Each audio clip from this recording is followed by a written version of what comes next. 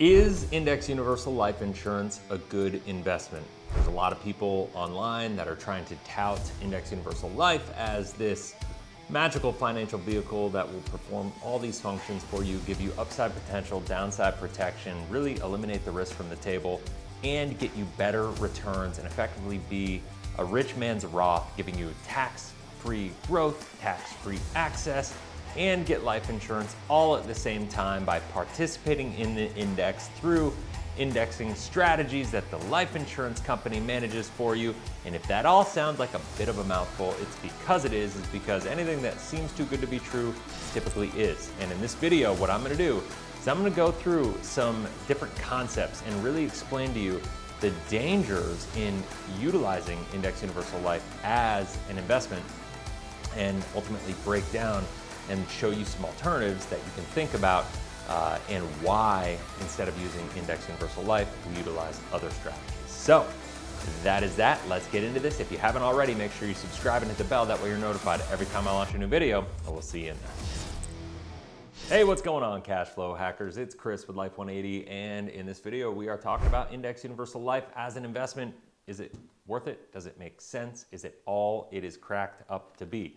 I think before I get into the details and the nuances and the real fine print of index universal life and kind of why I feel the way I feel, I think it's important to really understand that if you think about anything from the terms of investing your money, we have to be thinking about what are we trying to accomplish with our money, right? Like what is the objective of that money? I know a lot of people think that utilizing index universal life is great because you have short-term access to it, and then you can utilize it as tax-free income in retirement, and that's a big market that these are sold to, is the tax-free income retirement market. And at the beginning, the challenge is if you want to utilize it for things like real estate and borrow against it and leverage it for real estate, so on and so forth. Problem is the surrender charges are so high in index universal life out of the gate that it typically winds up being detrimental. So regardless, I think what's really important for you before you think about why you want to put your money anywhere, you have to think about what you want that money to do for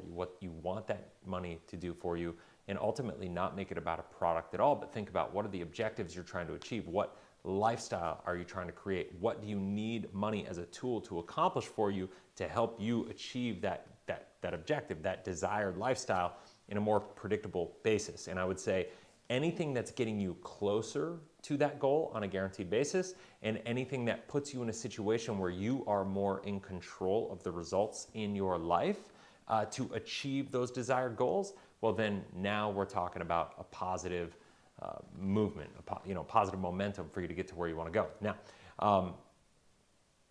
on the index universal life side, let's just get into it a little bit. If this is your first time to the channel, you're going to want to do a deep dive. I've got an index universal life playlist. It's about 70 videos long. It's the most in-depth education on index universal life probably on the internet that breaks down all the different nuances. This video, I'm going to keep a little bit more surface level, talk more philosophically, getting into a little bit of details on some of the charges and costs and fees and risks inside of utilizing index universal life as an investment. But before I get into that, what I want to do is kind of go through a little bit of history here. So you can see here when I say, is index universal life a good investment, right? We got to think about regulation right here, right? I created the IUL challenge. I think it's an important thing to know this. I created the IUL challenge because of the fact that IULs are sold typically on upside potential and downside protection, meaning you can't lose money to market losses, which is a half-truth. And giving the upside potential, we just came through the greatest bull run of all time. S&P 500, the Dow Jones, the NASDAQ, all the major indexes had the best decade that they've ever had. And so therefore, if we're participating in market upside, you have upside potential, if you had bought an IUL 10 years ago, well, you should have been able to participate in that upside. You should have been able to capture some of that upside, meaning if the illustrations are conservative illustrations and comfortable and predictable, then you should be outperforming what the IUL illustration was shown to you and sold to you a decade ago. I created the IUL challenge simply to have a challenge for agents that have been selling these policies, saying, hey, show me an illustration that not even has outperformed the illustration based on the market performance, but show me an illustration that's just matched what you said it would do a decade ago through the greatest bull run of all time. If you can't do it then, what's that mean for the future of this product when the market environment is just getting worse and worse and worse for the performance of it, right? And so that is why I created the IUL challenge. Now, full transparency, I fully expect that somebody at some point in time, I'm gonna have to pay $1,000 to, because if you can show me an original illustration with a current in-force illustration that's 10 years old and it's matching the original or better, I'll give you $1,000 to the first person. I've yet to have somebody take me up on this, and it's been about 9 months now, and I've got thousands of views watched on my channel every single day, and it has yet to be hit. Now, do I fully expect I'll pay this out? I do fully expect that at one point in time I will pay somebody out on the IUL challenge. The purpose of me creating this challenge wasn't to say it's not possible. It was to say and show that 99+% of all IUL policies written are not performing as they were sold. And if that's the case, is that really an investment that you want to put your money into? And is it really congruent in the way, in the messaging and the marketing that the IULs are being sold with on TikTok, YouTube Shorts, and Instagram?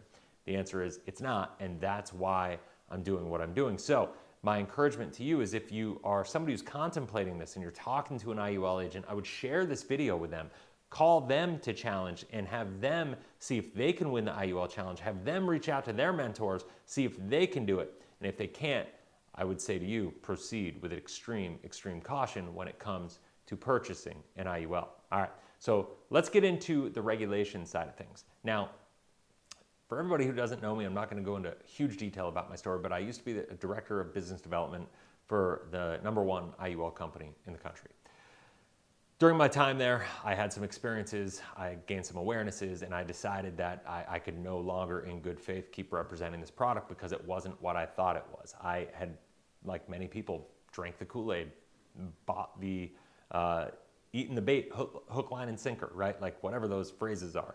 I'd done it all, and I'd been selling it, I've been training people to it, I believed in it.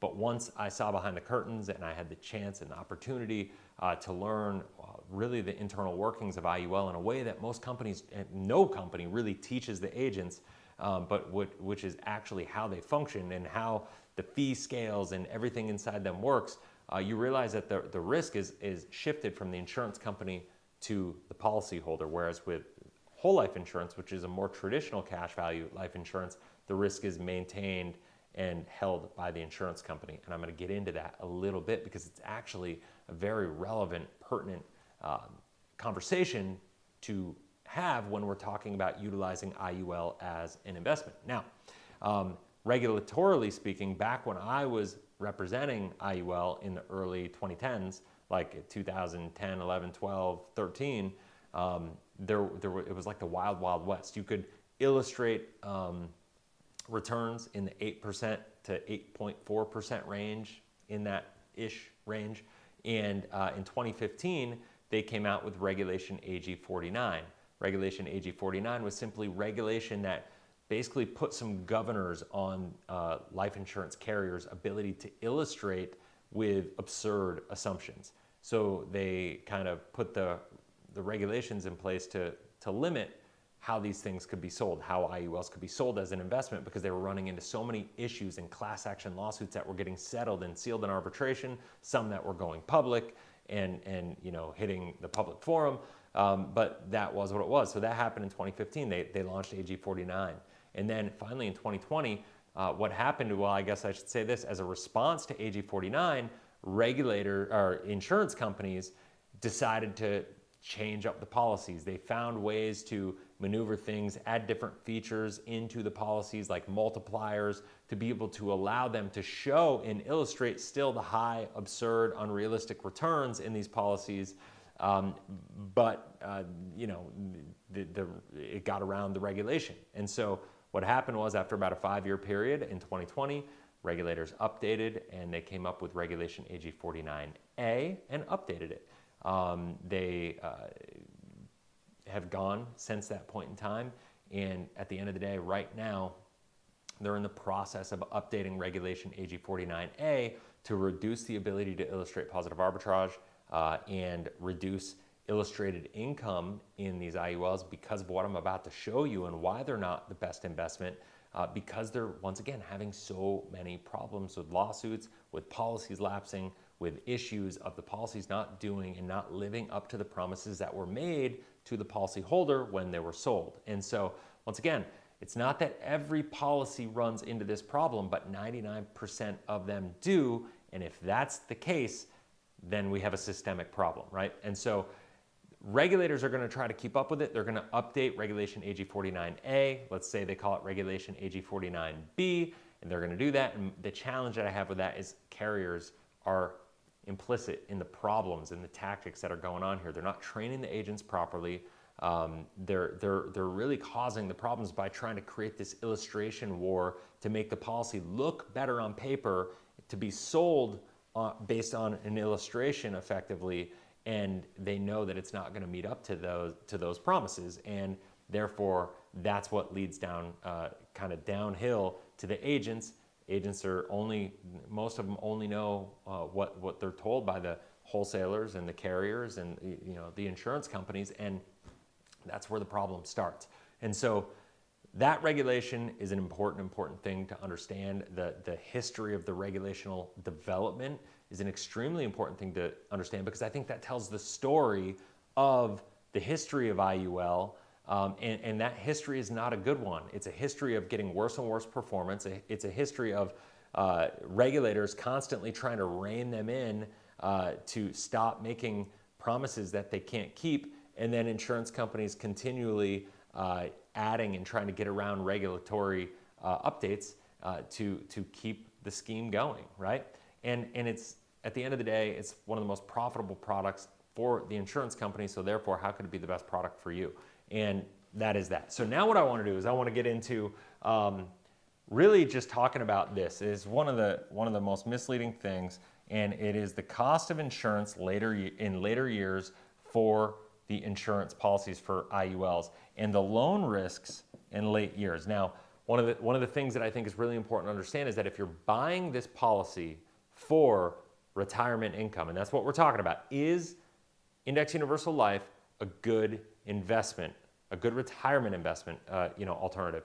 And if that's the question, well then we have to figure out what makes sense here, and what are the implications? How will that impact our retirement? What will it look like? So what I think is really relevant to go through right here is to look at the cost of insurances. Now, I'm just looking at an example of an illustration for Transamerica Financial Foundation IUL. This isn't my, I realize, I would say that this is not a good IUL product from a foundational perspective. However, they keep this really clean. The cost and values ledger here is very clean. It's very easy to understand, and so therefore I wanted to share it with you.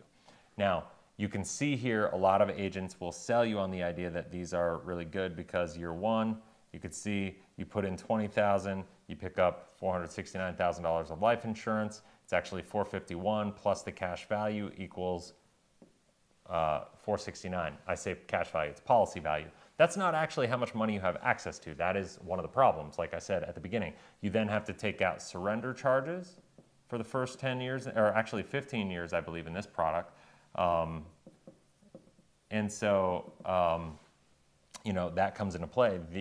So this cash value that you see, this policy value that you see in all these years right here is not really what you have. You have the surrender charges above and beyond that. It might be 10 years. I can't remember exactly what the surrender period is, but that's kind of inconsequential for the conversation that we're having for the purpose of this video. What's really relevant is when we talk about what are the assumptions in this? Well, first of all, the assumption is it's a 6.5% assumption on the illustrated rate that we have here. So what we're going to look at here is we have the premium outlay column, meaning that is your premium payment.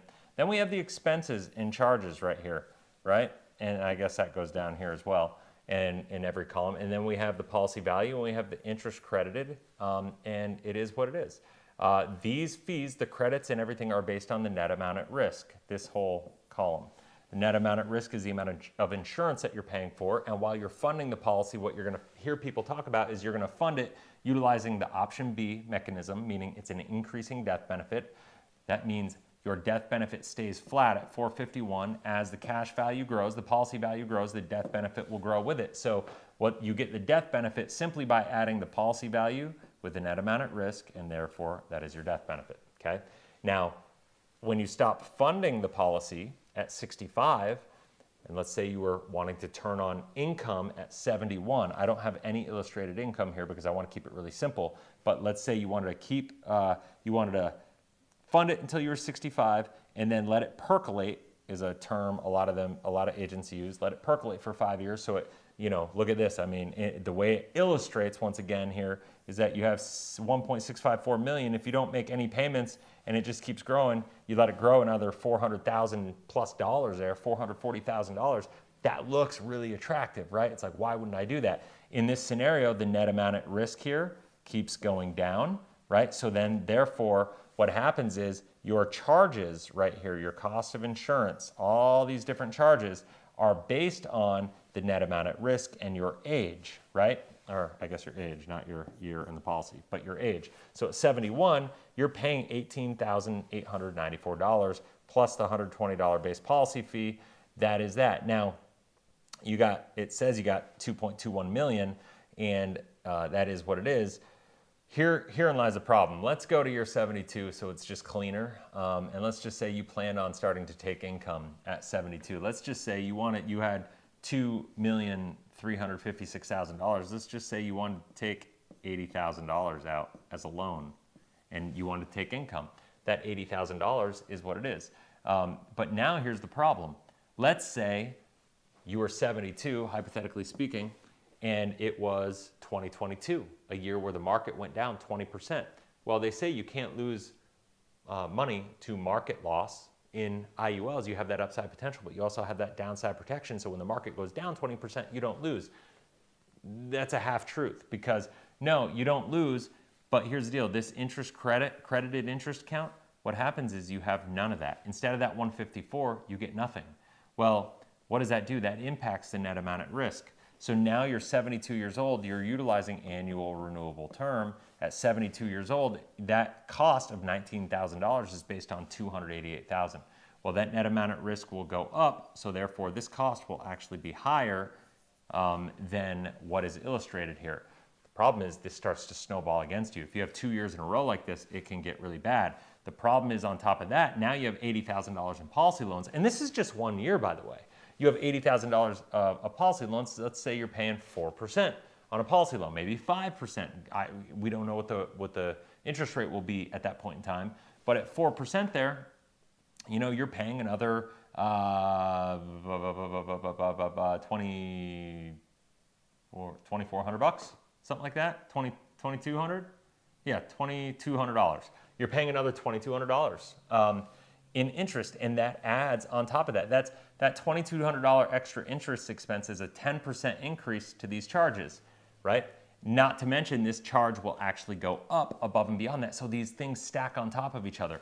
What happens is you get this trifecta horrible situation that in your older years, because it's annual renewable term based on the net amount at risk, your mortality cost goes up, right? Look at this. I want to show this 1 year. I want to show this 1 year. By the time you're 95, right? At 95 years old, you have only $83,000 net amount at risk, but your cost of insurance is $76,000 because of the fact that it's annual renewable term, and your mortality charges are higher, and the fact that you can never purely pay up. It is contractually impossible to officially pay up and eliminate the fees inside of the policy for the cost of insurance. That's why whole life insurance, you can pay up the fees. That's why everybody says it's more expensive. It's not more expensive, it's more controllable, right? And so when you look at it like that and you realize that, all right, we only have $83,000 of net amount at risk because we did change it from option B to option A, meaning it's level, and as our cash value increases, the risk is gonna go down. But because of the fact that, now I'm gonna go back here, I wanted to use that extreme age, but even going to 85 years old, let's face it, if you start, you're gonna need the income for this period of time. At $238,000 net amount at risk, you got $48,000 of a charge. So if during these years it underperforms and you've taken $80,000 per year because it looks like you can, now you have, let's say you got $400,000 in loans at some point in time here, at 4% annually that you're not paying back, that $400,000 turns into $600,000 real quick. And then on a down year, in this year, instead of getting $333,000 credited to you, not only do you lose that, so the net amount at risk goes higher, so this $48,000 turns into $90,000 of the charges. That eats into the fees. The $600,000, you got to pay 4% on that, right? And now you got $24,000 just in interest there. Now all of a sudden you're paying over $100,000 in this year that you're trying to take income just to your cost on that $80,000 because the market went down, because it didn't perform as well, because maybe cap rates got lowered over the years and the policy performance wasn't as good as what it said. Because remember, this is all based on, this whole illustration and assumption is based on this 6.5% assumed internal rate of return, or assumed crediting every single year in this policy being the assumption, whereas in fact it's probably going to really perform more in the 5.5% range, which is realistic. And listen, there's nothing wrong with that, but base your assumptions on that. And my guess is if you were to base your assumptions on that and then based how you're actually going to utilize this policy in reality, you're going to look at the numbers and what it would actually look like, and you're going to run as far away and as fast as you can in the other direction, because it's simply, at that point in time, it's an atrocity. So when we look at, is Index Universal Life a good investment? The answer is no. Life insurance, I want to say this, even whole life insurance should never be considered an investment. And here's why I say this.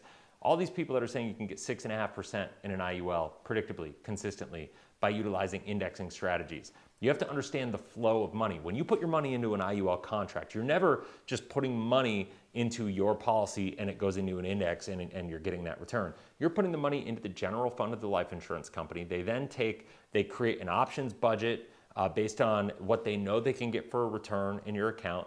They go buy options. They participate in it. I've got videos. Once again, go check out my Index Universal Life training playlist if you want to learn more about that. That is not what this video is about, is to get into the nuances of all that. But that's what they do. And if you start to look at how they create, I kind of lost my train of thought here, but if you start to look at how they create these returns, and you realize that if they could get you 6.5% on a predictable basis, they'd be going and doing it for themselves, but they're not, because they can't. They just can't. And so for you to think that your individual account that's under the control of the life insurance company is going to outperform the accounts that they control for themselves is just kind of delusional if you start to use common sense. Life insurance companies are not great at getting massive returns. They do one thing and one thing better than any other companies in the financial industry, that is preserve the purchasing power of your company. So life insurance should never be an investment. It should be a savings alternative. But if you're going to look at a savings vehicle, you want to look at a vehicle that has the same fundamentals and foundational values that a savings account has, which is guarantees, liquidity, access, control, and being able to find an account that you can leverage. That is a whole life insurance policy. When you get into an IUL, there is risk. I just showed you how the risks exist. Any IUL agent that tells you otherwise just doesn't understand or is lying. I don't know how else to put it. So I know there are a lot of schemes out there. There's Doug Andrew with his laser fund. There's Curtis Ray with his MPI. There's all these people that talk about all these cockamamie schemes on how to use IUL to make your retirement income better. There is no way to leverage and have life insurance be the core asset that you're leaning on. Now, can whole life insurance be a great volatility buffer in certain ways in your portfolio for retirement? 1,000% the answer is yes. There are a lot of strategies that you can utilize, but once again, it's got to be integrated into a full strategy for you and your family, and you got to make sure it matches up with you and your goals and your objectives and so on and so forth. But my encouragement to you is to realize IUL should never be an investment. If you're looking for safe, liquid, accessible, controllable capital, whole life insurance, leveraging it, borrowing against it, taking your risk in other assets like real estate, buying Turo cars, buying Airbnb properties, day trading, buying dividend investing stocks, or just saving it in an emergency fund and having it there for emergency, for opportunity, and building your financial foundation and making sure your financial structure is set up properly. That is the most important thing that you can do. I cannot emphasize that enough. And so I guess my call to action is just, if you have any questions, comment in the comment section below. If you have an IUL policy and you're looking for a review, feel free to reach out to the team. There's a link down in the description. The Life 180 Clarity Call, it's complimentary. It's not a sales call. It's genuinely designed to educate you. If you've been contemplating or thinking about getting life insurance in your world in some way, shape, or form, because a lot of the ways that IULs are being sold, or maybe you were kind of exposed to it and it started kind of getting your wheels turning. There's a lot of really good ways that you can utilize properly designed whole life insurance in your life to accomplish your goals in a lot of different ways. I think it's one of the most important cornerstone foundational assets that every single person should use at some point in time. Sometimes people just aren't ready for it yet either. It depends on where you are. If you got a lot of debt, maybe you got to have a debt program. We've got all these different ways. If you want to schedule a debt consultation, we've got a team that can help you with that. You want a clarity call to learn about life insurance and how it may impact you. Learn. Let us help educate you for you. I'm a big believer you should never put your money into anything you don't understand. That's why I spend so much time educating people how all this stuff works. And this video is on IUL, but I got a lot of other videos on infinite banking, on whole life insurance, on really educating you. So make sure you subscribe, make sure you dive in, make sure you educate yourself, and always comment, because I do my best to respond to every single comment that I see. And that's it.